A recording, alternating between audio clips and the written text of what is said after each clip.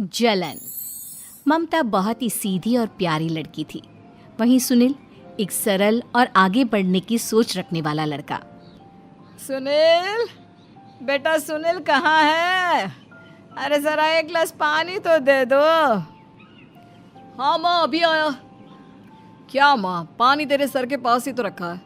क्या हो गया है, तबीयत खराब है क्या? अरे नहीं नहीं, वो उठने का मन ही नहीं कर रहा था, तो देखा ही नहीं। वैसे क्या कर रहा है? यहाँ बैठ ना मेरे पास। माँ पढ़ रहा था। वो क्या है ना, नौकरी में तो वक्त नहीं मिलता, अब ऑफिस से घर आकर ही तो वक्त मिलता है। अच्छा अच्छा ठीक है, पढ़ ले जा बेटा। सुनील पढ़ लिख कर और आगे बढ़ना चाहता था, लेकिन माँ की तबीयत खराब देखकर सोचता है कि शादी ही कर ले। कब तक माँ का ख्याल वो अकेले रख पाएगा?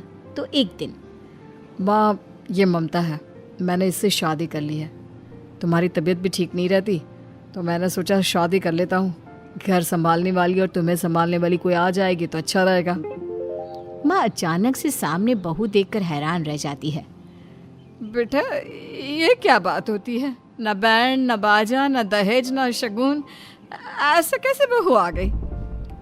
माँ तू तो जानती है, मैं नौकरी के साथ पढ़ाई कर रहा हूँ, तो कहाँ से इतना पैसा बचा पाता कि धूमधाम से शादी करता। वैसे भी माँ, लोग तो आकर खाकर निकल जाएंगे, इसलिए बस वैसे ही। माँ जी, मैं आपका ख्याल रखूंगी। वैसे भी ये आगे की पढ़ाई कर रहे हैं, अच्छा कुछ कर गए तो सबके दिन फिर से अच्छे आ जाएंगे। सास को ममता की बात ठीक तो लगती है, लेकिन मन में कहीं ना कहीं लगता है कि कहीं बहू बेटे को लेकर फुर्र ना हो जाए और फिर तो वो रह जाएगी अकेली। बेटा देख, मेरा जो कुछ भी है वो सुनील ही है, और सुनील का भी अब इस दुनिया में मैं ही हूँ और कोई नहीं। क्या सुनील? बिल्कुल माँ, लेकिन आज से ममता भी मेरे जीवन का अहम हिस्सा है, जैसे तू है। सास को बड़ा बुरा लगता है कि उसकी सल्तनत में कोई और हिस्सेदार कैसे हो सकता है। कैसे कोई और उसके 30 साल के बेटे की जिंदगी में अचानक से आकर बराबर का हिस्सेदार बन सकता है। देख बहू, मैं भले थोड़ा बीमार रहती हूँ, लेकिन इसका मतलब यह नहीं कि घर की चीज़ों में मेरा कंट्रोल खत्म हो गया है। मैं आज भी इस घर की रानी हूँ, समझी?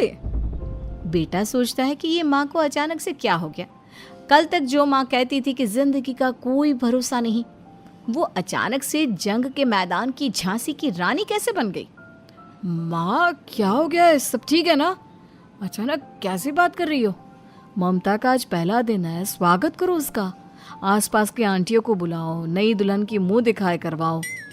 खैर, सास होने का फर्ज निभाती है और बाद में एक सहेली के साथ बाहर निकल जाती है। क्यों री बताया नहीं कि बेटे का ब्याह कर रही हो?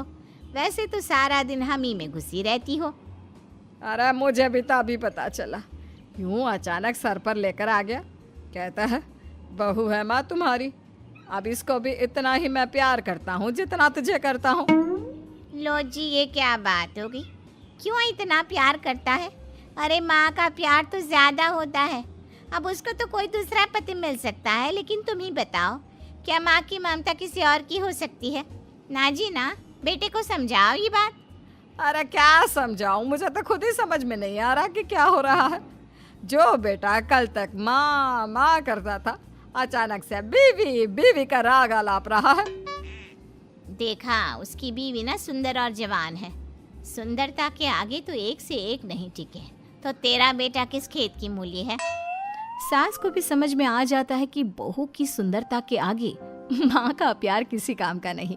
उधर बीवी, ए जी, अम्मा जी सहेलियों को छोड़ने गई थी, अभी तक आई नहीं, हम देख आए क्या? अरे रहने दो ना, आ जाएंगी। कहाँ जाएगी, उनकी आदत है, एक बार जाती है तो पूरी पंचायत खत्म करके ही आती है। अच्छा ही है, खाना वाना खा कर गई होगी। छोड़ो ना, घूमेगी तो खाना पचेगा, नहीं तो ऐसे ही खाट पकड़ लेगी। बहू भी शांत हो जाती है। उधर सास सोचती है कि आज थोड़ा देर से ही घर जाती हूँ, जब बेटा परेशान होकर ढूंढेगा तब मजा आएगा। बीवी को खुद ही पता चल जाएगा कि माँ के आगे उसकी दाल नहीं गलेगी। लेकिन वहीं दूसरी ओर घर पर, ए जी, माँ जी अभी भी नहीं आई, हमको तो घबराहट हो रही है कि क्या करें, जाकर पता करें किसी के घर।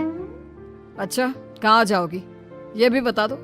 पहला दिन है तुम्हारा इस घर में और एक ही दिन में मोहल्ला छानोगी क्या? हाँ, तो आप भी तो नहीं जा रहे हैं ना, हमको फिक्र हो रही है। अरे यार, ये रोज का है अम्मा का, खाओ और सो जाओ। बस फिर क्या था। बेटा बहू खाना खाते हैं और कमरे में सोने चले जाते हैं। उधर जब सास को कोई देखने नहीं आता तो वो हार कर घर आ जाती है, जहाँ वो देखती है कि सारे घर की लाइट्स बंद है। सास को गुस्सा आता है। बहू, ममता बहू कहाँ हो? लेकिन सारे दिन की थकी बहू को ऐसी नींद आती है जैसे किसी ने भांग की गोली खिला दी हो। वो तो नहीं उठती। उठकर आ जाता है बेटा। अरे क्या बात है अम्मा, काहे चिल्ला रही हो? अरे सो जाओ ना, सुबह की थकी है बहू, वो सो रही है। जोर से बोलोगी तो नींद खुल जाएगी उसकी। माँ को गुस्सा आ जाता है। फिलहाल तो सो जाती है, लेकिन मन ही मन ढेर सारा जहर बहू के लिए भरा होता है। सुबह बहू चाय बना रही होती है कि सास धीरे से गैस तेज कर देती है, जिससे चाय का बर्तन जल जाता है। और जैसे ही बहू चाय का बर्तन उठाती है, उसका हाथ जल जाता है। मेरा हाथ जल गया। वो जोर जोर से चिल्लाकर इधर उधर भागती है कि सास थोड़ी देर में उसके हाथ में पानी डाल देती है। हाय रे बहू, क्या कर रही हो? पहली बार रसोई छुई हो क्या? सासू माँ गलती से गैस तेज रह गई थी और बर्तन जल गया, जिससे मेरा हाथ जल गया। हाय रे, कितना गंदा दाग। छी छी छी छी, मुझे तो उल्टी आ रही है तेरा गला हुआ मांस देखकर। तू ना मुझे अभी साथ से खाना मत लगाना। बहू भी खुद का हाथ देखती है तो उसे भी रोना आ जाता है। कुछ दिनों के बाद सास की सहेली आती है, बहू चाय बनाकर लाती है। उसके जाने के बाद सहेली कहती है, बहू की सुंदरता ऐसी है कि कोई भी दीवाना हो जाए। वैसे तेरे बेटे का क्या हाल है? अरे वैसा ही है, बहू के पीछे लट्टू। क्या करूं, कुछ समझ में नहीं आ रहा। मैंने तो बहू के चेहरे पर दिवाली के पटाखे की चक्री फेंक दी, उसका पूरा चेहरा जल गया। अब देखो ना रही सुंदरता, और ना ही अब मेरा बेटा उसे पूछता है। अरे अब तो वो उसे छोड़कर दूसरी भी देखने को बोल गया है मुझे। बहू सारी बात सुन रही होती है। आंटी एक बात बताइए, क्या भरोसा है कि दूसरी सही आए और आपके अनुसार रहे? देखिए आंटी, मेरी सासू माँ को गलत बात सिखाने की जरूरत नहीं है। हमारा परिवार साथ में खुशी से रह रहा है। देख बहू, मेरी सहेली की बेइज्जती ना कर, वही अच्छा रहेगा तेरे लिए, समझी? बहू नहीं मानती है। वो बार बार उनकी सहेली को घर से निकल जाने को कहती है। तभी सास की सहेली पास के चूल्हे से लकड़ी लाकर बहू के चेहरे पर लगा देती है। बहू जोर जोर से रोने लगती है। अरे ये क्या कर दिया? मैंने कहाँ किया, ये तो तूने किया। तू ही नहीं चाहती थी कि बहू बेटे के साथ रहे, भला मैं क्यों करूंगी? मैं तो चली, निपटो अब। बहू रो रही होती है, दर्द से चिल्ला रही होती है, लेकिन सास उसे डॉक्टर के पास नहीं ले जाती। तभी पति आता है। क्या हो गया ममता? ये दाग कैसे लगा? तुम कैसे जली?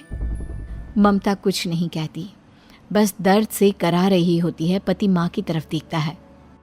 हो ना हो माँ, ये पक्का आपका काम है। आप ही ममता से जला करती थी ना। देखना माँ, अब पुलिस आएगी, केस बनेगा, लेकिन पहले मैं ममता को अस्पताल लेकर जा रहा हूँ। सभी अस्पताल जाते हैं, जहाँ डॉक्टर ममता की सास से कहते हैं, आपने तो नहीं जलाया ना बहू को? अब ममता की सास के तो पसीने छूट रहे होते हैं। वो घबरा कर कहती है, ना ना डॉक्टर साहब, कैसी बात करते हैं? हम क्यों जलाएंगे अपनी बहू को? डॉक्टर ममता के पति से पूछते हैं।